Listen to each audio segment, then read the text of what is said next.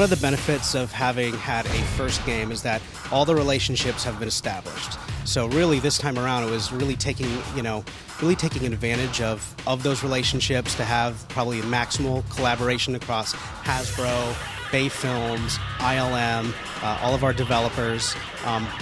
Anything that we really need to do, I mean, Michael Bay and his studio were great. We got in to see the script really early. We got in to read it multiple times. We got to see the previs. We got to see, the animatics. Everything that we need to understand what the giant set pieces are going to be. The things that people are going to walk out of the film going, oh my gosh, that's awesome. I really want to play that. It allows us to maximize those events for the player. One of the things that we really tried to do is we wanted to get all of that complexity into the characters and bring all of that excitement that you see in the movie into the game, into those characters. What we want to do also is balance those characters against the rest of the world also. Another kind of tricky component of that was we wanted to bring in a lot of characters that might have been fan favorites as well and bring them into that movie style also. And we had a contract concept artist that really helped us with those things, and we had some very talented individuals on our character team to really translate those not just from 2D images but into actual polygons, moving, running. And our animators, of course, were very passionate and big Transformers fans as well to bring a lot of that life that you see from the films and G1 into the game also. We knew that we had a lot of work that we needed to do to really give a transformation system that was fluid, kept the momentum going, gives a purpose moving between robot and vehicle mode. So that was one of the key focuses. One of the other focuses, people wanted multiplayer. For the first time ever, people get to just jump online and take the war online. So instead of being in a chat room, saying Autobots rule, okay, well, duke it out. Who really does rule? In previous games, as we all know, NPCs are kind of these drones, often these kind of faceless drones. One of the things we wanted to do was take more of an approach to soldiers, like what you will see in the movie and like what we're all very used to in the comics and the previous cartoons.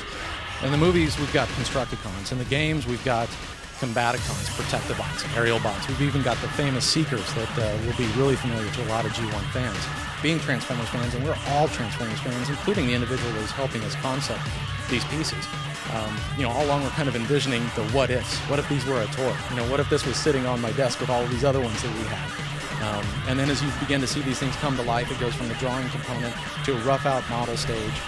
It goes to the character artist where they build a high poly, very high resolution model of these things that almost looks like the exact same resolution of one of the movie meshes. And then finally you get to see it fleshed out, moving, running around in the game with full animations, big special effects.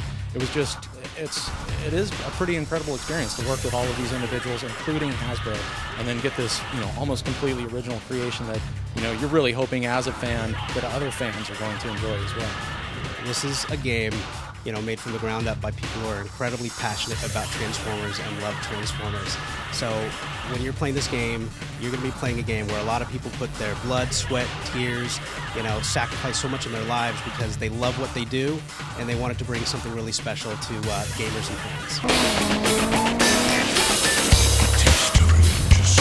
The first day that Megan came to the studio, Megan Fox, that is,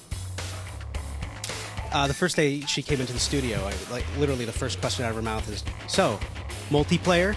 And we're like, yeah, multiplayer. And she was just totally into it. I mean, she's actually a gamer herself. I didn't really totally know that until she came in and started talking about Xbox Live and, going on and playing games in multiplayer and the many interesting experiences she's had playing multiplayer. But I was just blown away by her knowledge of Xbox Live and gaming and her just total enthusiasm for it. You could expect to see a really fast-paced, frenetic game where you're going to jump in as your favorite character, go online, and just rip it up as a giant freaking robot that transforms. June 23rd, the madness hits. I mean, all of our SKUs for Transformers hit the shelves. We've got 5 unique games. We've got 1 unique game for the PS3, the 360, and the PC. We've got the Wii and PS2. We've got the PSP. And of course, we have the Nintendo DS. We have Autobots, and we also have Decepticons. Go out, buy the game, play the single-player campaign, go on Wi-Fi, and, duke it out with your buddy.